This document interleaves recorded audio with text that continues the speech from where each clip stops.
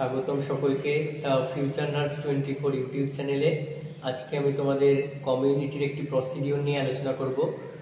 তো সেই প্রসিডিওরটার নাম হচ্ছে ব্যাক টেকনিক প্রসিডিওর, এবং এটি শুধুমাত্র একটা প্রসিডিওর না, প্রত্যেকটা যে সমস্ত প্রসিডিওরগুলো রয়েছে, ধরো vital sign checking, blood pressure checking, CBG checking, haemoglobin estimation, এবং কমিউনিটিতে আমরা যাওয়ার সময় যে সমস্ত হোম ভিজিটে প্রসিডিওরগুলো করে থাকি সেইগুলো পারফর্ম করার জন্য কিন্তু এই ব্যাক টেকনিকটা মাস্ট ইম্পর্টেন্ট করতেই হবে। তো ব্যাক টেকনিক আমি প্রসিডিওর করে দেখাবো, তার আগে তোমাদেরকে দেখিয়ে দিই ব্যাক টেকনিকটা কি, এবং এই ব্যাগে অ্যাকচুয়ালি কটা চেম্বার রয়েছে এবং ইন্ডিভিজুয়াল চেম্বার ওয়াইজ কোন চেম্বারে কি কন্টেন্ট করে এবং কোন চেম্বারে কতক্ষণ কোনটা কি রাখা হয় সেগুলো আমি বলে দেবো প্রত্যেকটা। এবং প্রথমে আসি ব্যাক টেকনিক প্রসিডিওর আসলে কি। এটি হলো এমন একটি প্রসিডিওর যেখানে কমিউনিটি ভিজিট করার সময় কমিউনিটি ভিজিটে যে সমস্ত প্রসিডিওরগুলো করব তার জন্য যা যা আর্টিকেলস দরকার সেগুলো ক্যারি করে নিয়ে যাওয়ার জন্য যে প্রসিডিওর মেনটেন করা হয় তাকেই বলা হয় ব্যাক টেকনিক। এবার ব্যাক টেকনিক পারফর্ম করতে গেলে এর কতগুলো পারপাস রয়েছে। Number 1 purpose to conduct home visit, number 2 to carry out necessary articles in home visit, number 3 to minimize infection, নজোকোমিয়াল infection. এবার তোমাদের দেখিয়ে দিই কটা চেম্বার রয়েছে। এদিকে রয়েছে জিরো চেম্বার, আর এটাকে বলা হয় জিরো পকেট।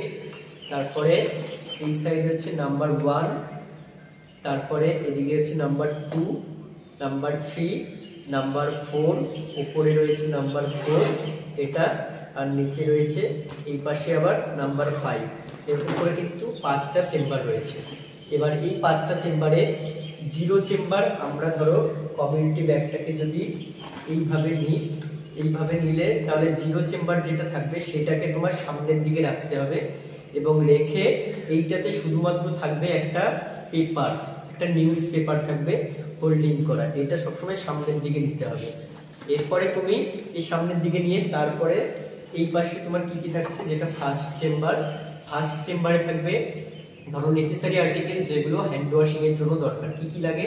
সোপ কেস থাকবে, এবার সেটার ভিতর সোপ থাকবে, আর যদি যেই বাড়িতে যাচ্ছ সেখানে হ্যান্ড ওয়াশিং এরিয়া আলাদা থাকলে সেখানে সোপও ইউজ করতে পারো, কিন্তু নিজে ক্যারি করবে একটা। আর তার সাথে হাত মোছার জন্য একটা হ্যান্ড টাওয়েল বা হ্যান্ড কারচিপ থাকবে। তারপরে তার সাথে পেন থাকবে, পেনটা ধরো এখানে রাখতে হবে। আর তার সাথে এখানে নোটবুক থাকবে, এবং নোটবুকের সাথে সাথে নেসেসারি কোনো আরো যদি কাগজপত্র দরকার হয় বা ভিজিট রিপোর্ট যদি দরকার হয় সেগুলো এখানে রাখা থাকবে। আর ধরো ফ্যামিলি প্ল্যানিং মেথডের জন্য যে কন্ট্রাসেপটিভ মেথডগুলো সেগুলো এখানে রাখতে পারো। এরপরে আসি সেকেন্ড চেম্বারে।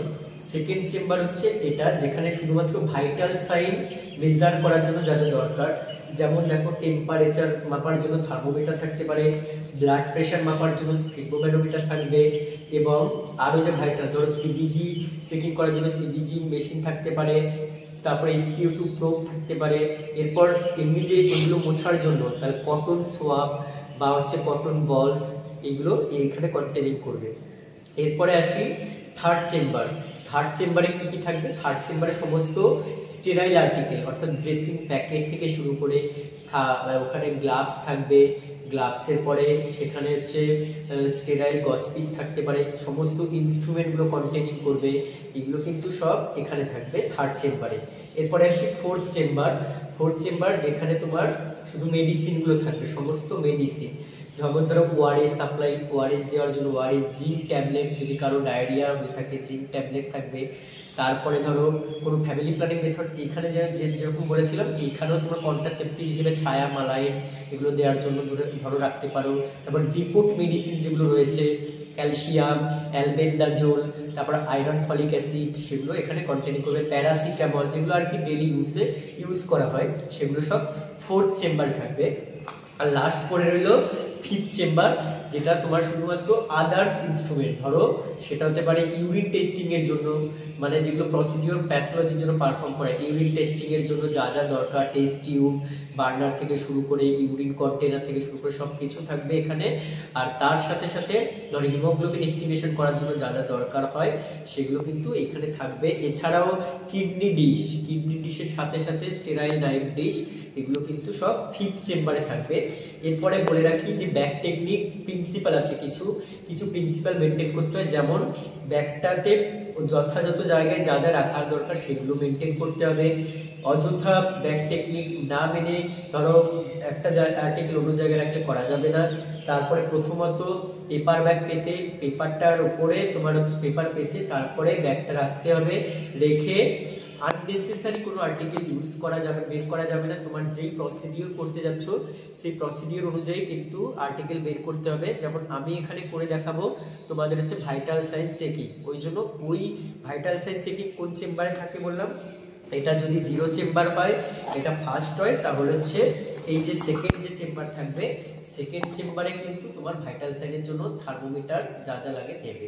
তাহলে আজকে আমি টেম্পারেচার চেকিং করে দেখাবো, যেখানে এটাই সেকেন্ড চেম্বারে থার্মোমিটার থাকবে। সেটা কিন্তু তোমাকে মাথায় রাখতে হবে কোন চেম্বারে কি লাগছে। ঠিক আছে, চলো প্রসিডিউরটা আমি করে দেখাচ্ছি। বাড়িতে কেউ আছেন? বলুন। এই তো আমরা হচ্ছে হেলথ ওয়ার্কার একজন, ঠিক আছে, এই অশোকনগরেই থাকি হেলথ সেন্টারে। তো আপনাদের বাড়িতে একটু মানে বাড়ি দেখাশোনা, হোম ভিজিট করতে এসেছি আর কি। তো আপনাদের হচ্ছে এই ব্যাগটা কোথায় রাখবো বলুন তো? আচ্ছা, আপনি বসুন।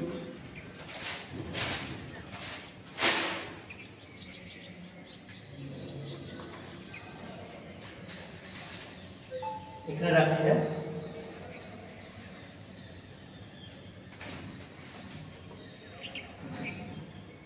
আপনাদের বাড়িতে মানে হাত ধোয়ার জায়গা কোথাও আছে? হ্যাঁ, ওই তো আছে। আচ্ছা, এই দুটো রয়েছে তো।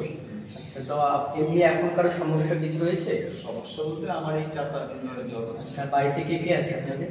বাড়িতে আমি আছি, আমার বউ আছে, মেয়ে আছে, ছেলে আছে, মা আছে, বাবা আছে। এমনি সমস্যা বলতে কার সমস্যা বলতে আমার এই 4-5 দিন ধরে জ্বর হয়েছে? বা এমনি কোথাও হসপিটাল বা কোথাও আউটডোরে দেখাতে যাননি? হ্যাঁ, এটার সামনে অশোকনগর হসপিটাল আছে, আমি গিয়েছিলাম সেখানে। তো ওখান থেকে আমার রক্ত পরীক্ষা করা হয়েছে, কিছু ধরা পড়েনি। আচ্ছা, আর এমনি জ্বর দিনে মানে পুরো অনেকক্ষণ ধরে থাকছে? হ্যাঁ, আসছে যাচ্ছে, আসছে যাচ্ছে, ওষুধ খাওয়ার পরে জ্বরটা পড়ে আসছে। হসপিটালে গিয়ে তো নিশ্চয়ই মেপেছে জ্বরটা? হ্যাঁ, জ্বর। আর বাড়িতে এসে পরে মেপেছিলেন? বাড়িতে আর মামা হয়নি। আচ্ছা, তাহলে আমি এখন একটু আপনাকে জ্বরটা মেপে দিচ্ছি, ঠিক আছে? ঠিক আছে। আর বাড়িতে এখন কেউ নেই? বাড়িতে এখন কেউ নেই। তাহলে আমি হাত দিয়ে আসি ওখান থেকে। আচ্ছা, ঠিক আছে। বাড়ির লোকের কাছ থেকে কনসেপ্ট নেওয়ার পরে এরপরে যে 0 চেম্বারে ছিল, যে 0 চেম্বারে ছিল নিউজ পেপার। এরপর ফার্স্ট চেম্বারে শোকেসটা আমি বের করে সেটা বার করব। বার করে এরপরে যেখানে হ্যান্ড ওয়াশিং এরিয়া আছে সেখানে গিয়ে হাত ধুয়ে আসবো। হাত ধুয়ে এসে শোকেসটা ওখানে রেখে আসবো। এরপরে সেকেন্ড চেম্বারে যে টাওয়েল থাকবে সেই টাওয়েলটা ইউজ করে আমি কিন্তু হ্যান্ডটাকে ড্রাই করে নেব।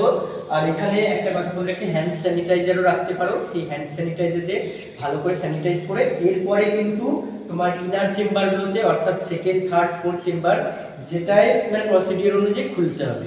তার আগে কিন্তু হ্যান্ড ওয়াশিং করার আগে 3টে চেম্বার মানে ধরা যাবে না বা চেনও খোলা যাবে না। এরপরে যেহেতু আমি ভাইটাল সাইন চেকিং অর্থাৎ শুধুমাত্র টেম্পারেচার চেকিং করব, তাহলে আমার জিনিসপত্র রয়েছে সেকেন্ড চেম্বারে, অর্থাৎ এদিকে যে চেম্বার রয়েছে সেই চেম্বারে রয়েছে। এবার আমি ধরো হাত ধুয়ে এসেছি এবং হ্যান্ড স্যানিটাইজ করে নিলাম। এরপরে তাহলে আমার কি কি দরকার? আমার দরকার একটা টেম্পারেচার মাপার জন্য একটা থার্মোমিটার, আর একটা বোল, দুটো বোল, বলে একটাতে ড্রাই কটন, একটাতে ওয়েট কটন থাকবে। আর ধরো কটনগুলো ডিসকার্ড করার জন্য কিডনি ডিশ বা পেপার ব্যাগ যা খুশি নিতে পারি, সেটা কিডনি ডিশ পেপার ব্যাগ থাকবে। সবচেয়ে 5th নম্বর চেম্বারে সেটা আমি বার করে রাখবো। আর তার সাথে যেহেতু টেম্পারেচারটা রেকর্ডিং করতে হবে, তার জন্য ফার্স্ট চেম্বারে যে পেন এবং পেপার থাকবে, নোটবুক থাকবে, সেটাকে বার করে নেবো। এই হচ্ছে আমার এসেনশিয়াল আর্টিকেল। তাহলে এখানে আমার অ্যাভেলেবেল এখন আছে থার্মোমিটারটা, পেন, সেটা আমি বার করছি, বার করে রেকর্ডিং করবো, ওই জন্য বার করে রাখছি। তাহলে এখানে আমি সেকেন্ড চেম্বার থেকে থার্মোমিটার বার করলাম, এখানে রাখলাম। এখানে আরো কি ব্রিটিশ পেপার বা ওগুলো সব থাকবে। আর তার সাথে পেন, আর ধরো এখানে পেপার রয়েছে।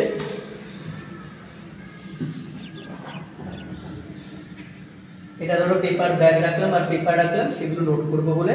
এরপরে আবার আমি ক্লায়েন্টের কাছে যাব। ক্লায়েন্টের কাছে গিয়ে জিজ্ঞেস করবো যে তার আগে যে জ্বর মেপেছিল, আগে কত জ্বর ছিল তোমার? আগে জ্বর ছিল 101 ডিগ্রি ফারেনহাইট, ওই যখন হসপিটালে দেখেছি। আচ্ছা, আমি তাহলে এখন দেখে দিচ্ছি, ঠিক আছে? প্রথমে প্রসিডিওরটা করার আগে প্রথমে আমার যে ধরো এখানে দুটো কটন সব থাকবে, প্রথমে হচ্ছে ওয়েট কটন দিয়ে, এটাকে বলা হয় bulb of thermometer to stem of thermometer.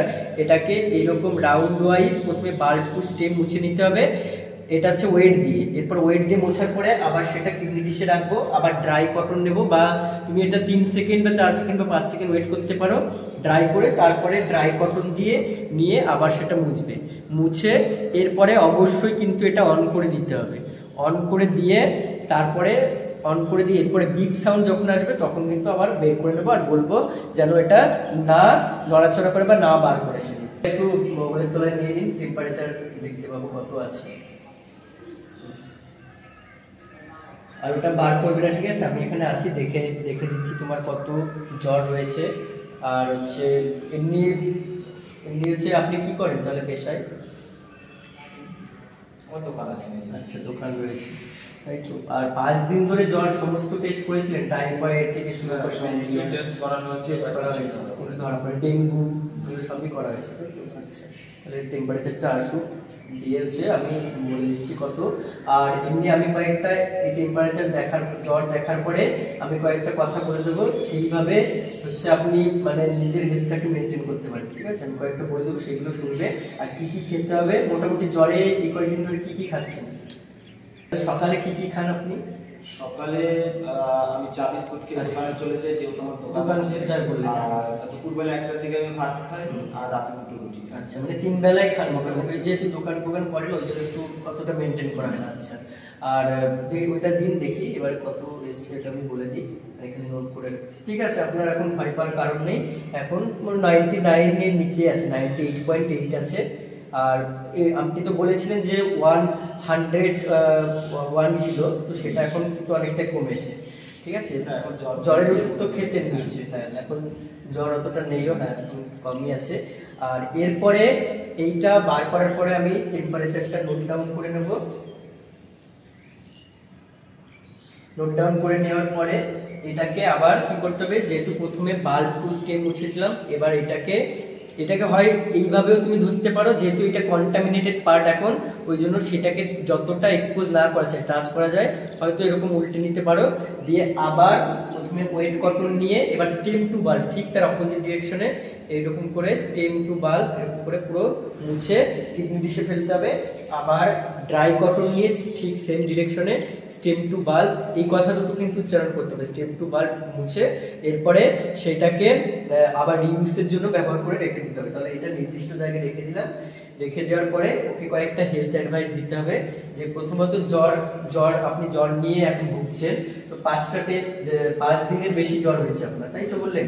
আর সমস্ত টেস্ট করেছেন কিন্তু কোনো রকম কোনো কিছু ধরা পড়েনি, তো এটা হয়তো ভাইরাল ফিভারের কারণ হতে পারে, ঠিক আছে? এই সময় তো বেশ কয়েকদিন ধরে দেখা যাচ্ছে ভাইরাল ফিভার বিভিন্ন ভাইরাসের কারণ হতে পারে, বা ঠান্ডা লাগার, আপনাকে ঠান্ডা লেগেছে নাকি?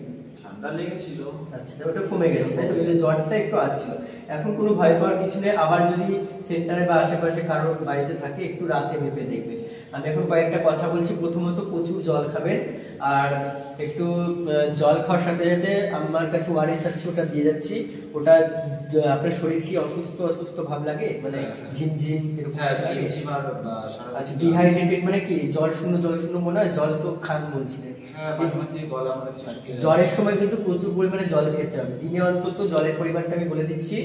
যদি আপনি লিটার অনুযায়ী বোতল আছে কি, তাহলে মোটামুটি 3-4 লিটারের বেশি খেতে হবে। 5 লিটার চেষ্টা করবেন প্রতিদিন জল খাওয়ার, আপনার এই বয়স অনুযায়ী সেটা মেনটেন করবে। আর ওআরএস যেটা দিয়ে যাব সেটা 1 লিটার জলে, ঠিক আছে? 1 লিটার করে জলে, ধরুন আজকে এখন 10টা বাজে, এখন সকাল 10টায় গুললে ওটা কিন্তু পরের দিন সকাল 10টা পর্যন্ত খেতে পারবে, তার বেশি ইউজ করতে পারবে না, তাহলে ওটা করবেন। আর খাবার দাবারের মধ্যে তো সবই শুনলাম আপনার কাছ থেকে, কিন্তু জ্বরে কিন্তু ওই ধরনের মেনটেন করলে হবে না। বেশি করে কি খেতে হবে, আপনাকে একটু গরম জাতীয় জিনিস খেতে হবে, ঠান্ডা জাতীয় জিনিস খাবেন না। ধরুন একটু ঝোল জাতীয় জিনিস বেশি খাবেন, ডালের ঝোল যখন খাবেন ডাল দিয়ে চটকে মেখে খেতে হবে। আর যা আপনার ধরুন যেগুলো খেতে ইচ্ছা করছে না, এটা করলে কিন্তু হবে না, যেহেতু জ্বরের সময় কি হয়, একটু ধরুন ইমিউনিটি পাওয়ার বা আপনার যে শরীরের মানে একটা দুর্বল ভাবটা ওটা থাকে, ওই জন্য যা খাওয়ার মোটামুটি বেশি বেশি করে খেতে হবে। ধরুন যেটা বললাম ডালের ঝোল গরম গরম জল দিয়ে চটকে মানে ভালো করে চটকে মেখে খেতে হবে। তারপরে শাকসবজি তো আছে, এগুলো খাবেন বেশি করে। তারপরে মানে যে একটু জল তরল জাতীয় খাবার, যেহেতু এই সময় কি হয় আপনার শরীর থেকে ঘামের মাধ্যমে এবং তারপরে ইউরিনের পেচ্ছাপের মাধ্যমে জল বেরিয়ে যায় কিন্তু দেহ থেকে, ওই জন্য জলটা বেশি করে খেতে বলছি। আর আপনি যেগুলো খাচ্ছেন খাবেন তার সাথে, আর তার সাথে একটু ধরুন এক্সারসাইজ এসব কিছু করেন। হ্যাঁ, আমি সকালবেলা প্রতিদিন এক্সারসাইজ করি। সকালবেলা তো বলেন ওই হয়তো দোকানে চলে যান, কিন্তু খুব বেশি সময় হয়তো পারেন বেশি না। সময় করতে পারি তাহলে না, একটু আধা ঘন্টার মতো। ওই সকালে না পারুন একটু সন্ধ্যার দিকে বা এই সময় একটু রোজ দিন করার চেষ্টা করবেন। আর তার সাথে বলবো যে শারীরিক ব্যায়ামের কথা বললাম। আর এরকম কিছু করেন, কোনো নেশা জাতীয় কিছু আছে? আমি কিছু খাই না। তো এগুলো কিন্তু পরে ভবিষ্যতে আরো যখন বয়স হবে তখন কিন্তু এটা খারাপ দিকের দিকে যেতে পারে। ওই জন্য চেষ্টা করবেন নিজের হেলথটাকে মেনটেন করার, ঠিক আছে? তো মোটামুটি যেগুলো বললাম একটু মেনটেন করে চলবেন বজায় রেখে। আর হচ্ছে টেম্পারেচারটা, উষ্ণতাটা যদি বাড়ির আশেপাশে কারোর কাছে থার্মোমিটার থাকে, বা যদি আপনার হেলথ সেন্টারে গিয়ে আবার চেক আপ করে নিন যদি জ্বর মনে হয়। আর ওষুধ আছে কিছু? হ্যাঁ, ওষুধ প্যারাসিটামল আছে, না হলে আমি দিয়ে যেতে পারতাম, ঠিক আছে? আছে যখন তাহলে দিচ্ছি না। আচ্ছা, তো ধন্যবাদ তাহলে, ঠিক আছে? আর এরপরে যখন ক্লায়েন্ট পুরো সহযোগিতা করলো, ক্লায়েন্টকে আমি সব হেলথ অ্যাডভাইস দিয়ে দিলাম। দিয়ে দেওয়ার পরে এরপরে যে সমস্ত আর্টিকেলগুলো আমি ব্যবহার করেছি, যা রিউজ করা যাবে এবং যেগুলোকে টার্মিনেট করতে হবে যথাযথ জায়গায়, টার্মিনেট করার জন্য আমি আবার যে চেম্বারে নিয়েছিলাম সেখানে নিতে হবে। এবং আমি যে শোকেস ওনাদের হ্যান্ড ওয়াশিং এরিয়াতে রেখে এসেছিলাম, সেই মানে এইগুলো টার্মিনেট করে তারপরে আবার তোমার সেই শোকেসের জায়গায় গিয়ে আবার হ্যান্ড ওয়াশিং করে এসে শোকেস নিয়ে এসে তারপরে কিন্তু ফার্স্ট চেম্বার যেটাতে শোকেস ছিল সেখানে রেখে দিতে হবে। রেখে দিয়ে তোমার পুরো ব্যাক টেকনিকটা কমপ্লিট হবে। তাহলে আজকে পুরো ব্যাক টেকনিক সম্পর্কে আমি বললাম কোন চেম্বারে কি রাখা হয়, এবং তার সাথে একটা প্রসিডিওর করে দেখালাম। তোমাদের যদি যে কোনো হেলথ চক করুক বা যে কোনো প্রসিডিওর করুক, তার জন্য কিন্তু এই ব্যাক টেকনিক প্রসিডিওর করে দেখাতে হবে, সেটা মাস্ট। এবং ভিডিওটি অবশ্যই ভালো লাগলে সেটাকে লাইক করে দেবে এবং চ্যানেলে প্রথম হলে চ্যানেলটিকে সাবস্ক্রাইব করে দেবে, আর পাশে থাকা বেল আইকনটি প্রেস করে দেবে। দেখা হবে আবার পরবর্তী ভিডিও।